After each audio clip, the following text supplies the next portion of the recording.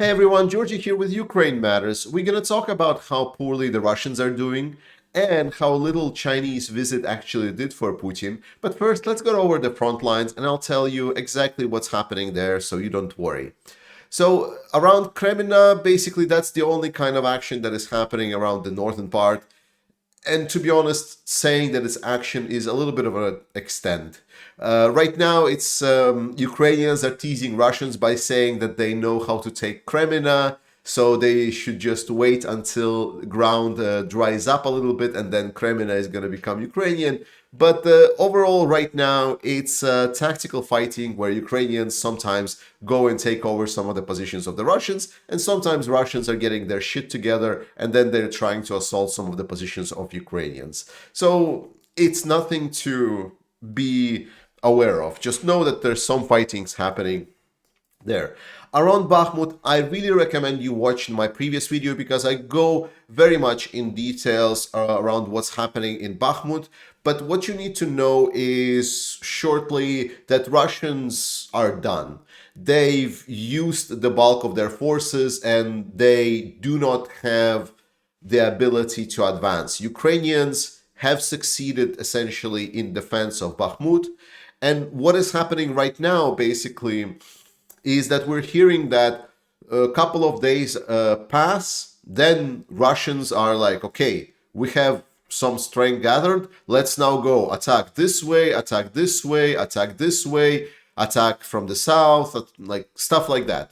Then they get their faces caved in after advancing, 10, 15, 30, 50 meters.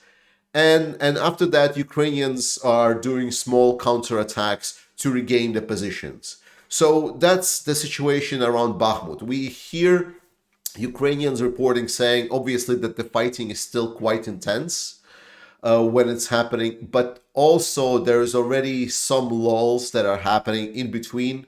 So Ukrainians have some time to prepare counterattacks. They're able to push the Russians away. Overall, we can say that Russians are pretty much done in Bakhmut, unless they over-concentrate additional forces in the area. I do not believe that they will achieve anything in Bakhmut. And basically, I can go over the same parts that we talked about last time. Obviously, this road is what's the important part here at the north. And just recently today, we heard that Ukrainians in the past days, Russians were trying to attack, sorry, it should be red for Russians. So Russians were trying to attack towards this road. And then today, it's Ukrainians that were able to counterattack and push the Russians back from this road. Whatever is happening here in the city, it's a slog. Like, so either in the north, either in the south areas in the city, it's a slog. Getting through the city is just fighting for every street. It might be relevant for people that fight, like what really want to follow some kind of tactical battles. But to be honest, I don't find it extremely exciting just to discuss which street of Bakhmut has been taken this week. But if there is something for you, I can only recommend you the channel Reporting from Ukraine. He is doing quite well. Something that has happened recently, and this is where, for example, how do I say that I do not agree with Deep State Map. Deep State Map is covering this territory here as Russians. However, I've heard from very trusted sources of Ukrainians that Russians have been literally pushed back from all of this forest area towards the fields. Potentially, obviously, what might have happened is that Ukrainians have pushed Russians back, but after that they came back with new forces that they gathered because, the situation changes daily, pretty much here. But those daily changes are a little bit here, a little bit there. But what we need to know is that there is no strong positions for Russian yet to hold on to. Therefore, even the southern part of Bakhmut, whatever is colored red, it's not necessarily colored red as like complete hold of Ukrainians. The road from Ivanivske is still operational partially. It's obviously dangerous and it's not being used as to the full potential, but Ukrainians are trying to do what they can. All in all, I don't want to stop too much on Bakhmut. The situation is there. Ukrainian forces are defending. Trust in the armed forces of Ukraine, and everything will be good. So here, this is where a lot of panic basically happened. People watched some of the other channels where people used some colorful language saying that, oh, Russians have made a breakthrough through Krasnohorivka, which, to be honest, is a little bit of an overstatement to say the least, because Krasnohorivka, it's a borderline settlement.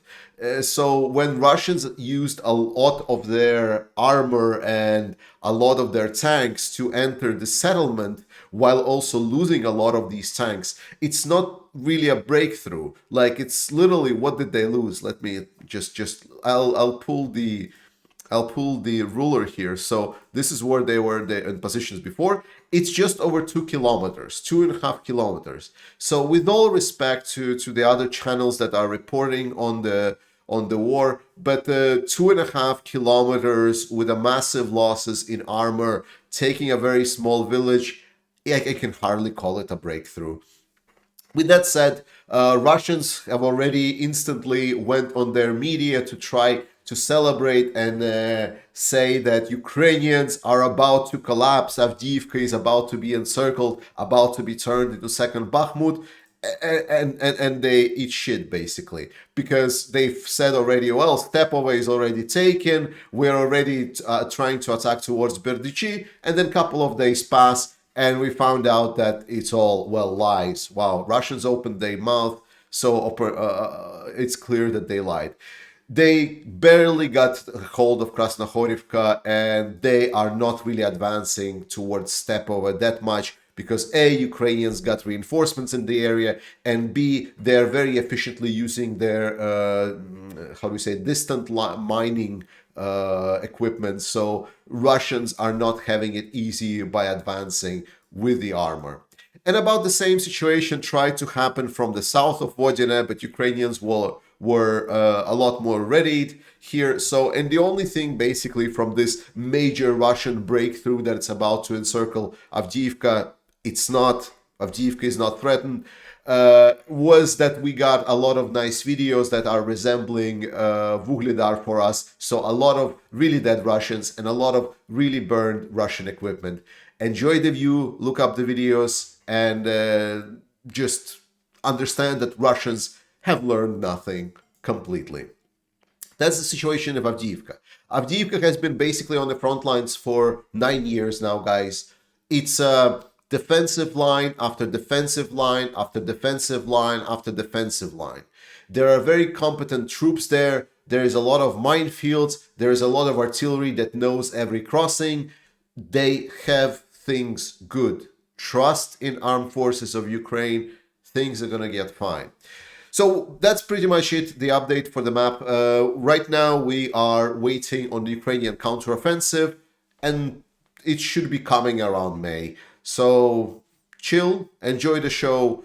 Just know that Russia, they're trying to move, but it's more looks like the convulsions of a semi-dead man rather than any kind of strong attacking power. And don't get me wrong, for the people, for the warriors, the brave heroes of Ukraine that are on the front lines right now, it doesn't look like that. But we're talking about how threatening it is on the strategic scale. And on strategic scale, they're eating shit. My friends, last time you did an amazing job by slapping that like button, and I want to ask you to do exactly the same right now, just so we get this video more views and more people see the actual true information about Ukraine.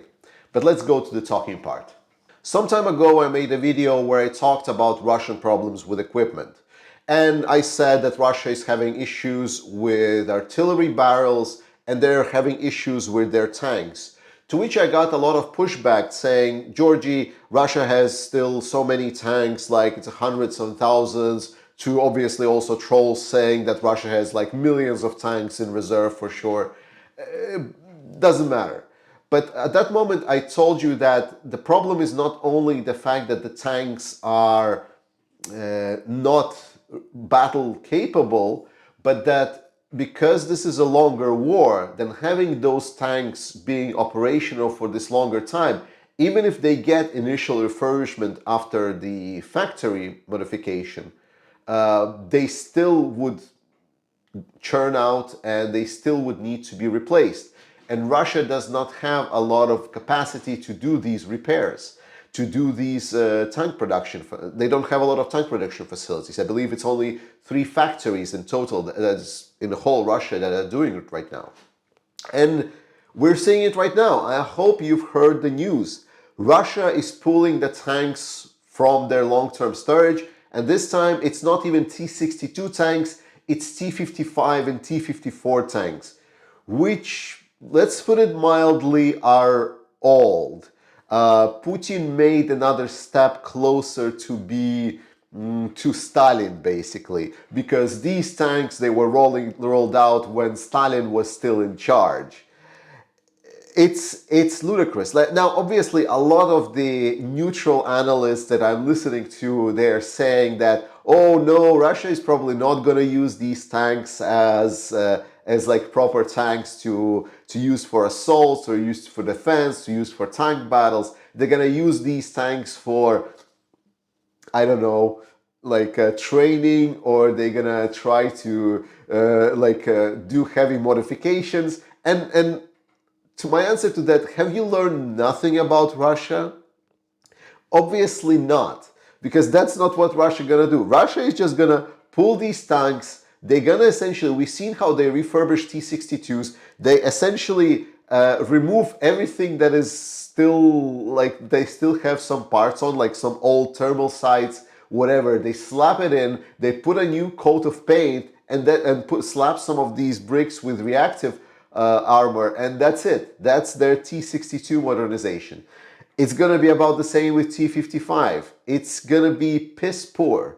These tanks are going to be a huge problem for Russians going forward. And obvious, I can guarantee you that these tanks will be rolled out to Ukraine. And now people obviously are saying, well, these tanks are also, like a tank with a barrel, and it's a weapon, it can still do damage. Fair enough. But we need to understand that Ukraine is getting all of these new equipment, while Russia is getting this older and older equipment. So whatever army Russia wants to make, it is not going to be the same quality army that started this war. And we just see this cycle of downgrade and downgrade and downgrade. The fact that we're seeing the tanks for Russia coming out right now just underscores that their equipment is not just running dry, it is running fucking on fumes. So that's why I'm very happy to tell you about that Russia is really, really, really struggling on the equipment. And I was completely right when I said that Russia is running out of tanks. And then finally, Chinese visit to Russia. It was basically about Russia becoming a vassal of China. A lot of the commentators have already expressed this, but we've been basically, one question was on everyone's of our mind, like no one really gave a shit about whether Putin or Xi Jinping gonna deepen their economic cooperation. That was not the question. The biggest question on everyone's mind was, will China essentially start supplying weapons to Russia? That was the question to discuss. And the answer is no, because Chinese, they specifically came out with statement that they are deepening their economic cooperation with Russia, but they are not essentially doing anything about the conflict situation in between Russia and Ukraine. What a lot of the commentators have expressed, and I tend to agree, is that they tried to raise the peace plan with Putin to kind of pitch him the idea that maybe he should get the fuck out of Ukraine. But Putin, he didn't really answer maybe positively to that. I believe that he's still locked into this paradigm that he still can win, he still can save it, whereas China just basically provided him an off-ramp. I believe Chinese were actually somewhat, in a sense, pressuring, not really pressuring, but more like proposing a Putin additional off-ramp for this war. trying to maybe set. Because there was supposed to be a talk between Xi Jinping and Zelensky held after his meeting with Putin, but it never happened. And my understanding is that Putin rejected this peace plan because we've heard Peskov and everyone else from Russia basically referring to this idea as that there is like some sound things, but it's kind of like, flip-flop. So they didn't really embrace the Chinese plan. But in a major part, this is obviously a victory for China because what we've heard of the economic cooperation that Russians are going to be doing with Chinese is basically Russia is selling off all of the resources. I believe China agreed to continue supply Russia with their double use equipment, maybe computer chips, maybe drone technology, something like this. Because right now, China is basically getting everything from Russia that it wants. If you look at how situation was happening, how they were received, Russia was essentially like Putin was saying to Chinese that I am becoming your vassal, I'm dependent on you, and this is especially important because right before that, Chinese rolled out essentially on a map where they basically said that like, okay, this part of Russia, from this day forward, we're going to refer to these Russian cities in our Chinese names, and Russian did nothing. Right? They didn't answer. They didn't say anything, which is just a sign of weakness. Russians are completely dependent on China. They're complete vassals now. They are selling everything that they have to China. They are getting almost nothing for it. Like people were calculating the prices of gas and oil that China is paying Russia, and they are, think about it, like 3 to 4 times less than what Russia could be getting if it would trade with EU. That is basically for free. Like Russia is almost paying China to give them their gas and oil. So for Chinese, it's a win-win-win-win situation. Right now, they would obviously hope Putin to come to their senses because that's what Xi Jinping wants. They want Putin to stay in power, to come to his senses, and continue being a nice, loyal vassal. China is becoming a dominant power in the region, and Russia, I don't know where it's going to end up, but I am now, after this visit, I'm believing less that Russia will be falling apart. I believe the Chinese will essentially provide enough soft power to hold Russia together when Putin is finally gone. I want to thank all of the Patreon supporters and members of this channel for sharing some of their hard-earned money with me, allowing me to support Ukrainian armed forces and get some kind of improvements to this channel, like for example the camera and so on. But I recently got a weird situation where one of the Patreons that was subscribed to me to $5 a month, and he was dissatisfied with the fact that I was not putting a lot of extra content on Patreon. And to answer to this, we had a discussion about this before where I asked saying like, should I put some extra on Patreon? Because I love everyone from my community, if they paid me money or they don't pay me money. That's why, for example, on the streams, I try to answer all questions and not only the questions that pay me money. The goal of my channel here is not to maximize profit, right? I just want to support Ukraine more. So if you're supporting me, I support Ukraine more. I'm able to do more job on this channel. And I want to address this. I want to say that if you think that if you just give me money, then I will need to provide some kind of extra content that is exclusive to you because you pay me money, don't. Like, save that money. Send this money to the armed forces of Ukraine. This is not my primary job. I am well covered on the financial aspects. I want you to know that I am doing what I can to everyone in my community. It doesn't matter if they have or they have not money to spare to support me. You know that I love you all. So if you're subscribing to Patreon, subscribe with what you can subscribe to donate the money that you can donate. And remember, like if you are not happy with what you're getting, that you don't want to support, you have the full right to stop sending me money. And you don't need to make a whole scandal of it by reaching out to me on multiple different social media by yelling that I am not providing enough content personally for you. So I love you all, guys. Thank you so much for watching. Support me if you want, but please know that all the content, all that I do, I'm putting there out for you in public. I don't produce any kind of profit maximization content that is, I don't know, like how to say, paywalled behind Patreon subscribers. I'm really hoping that my subscribers are supporting me because they like what I do on this primary channel. See you guys next time. Slava Ukraini!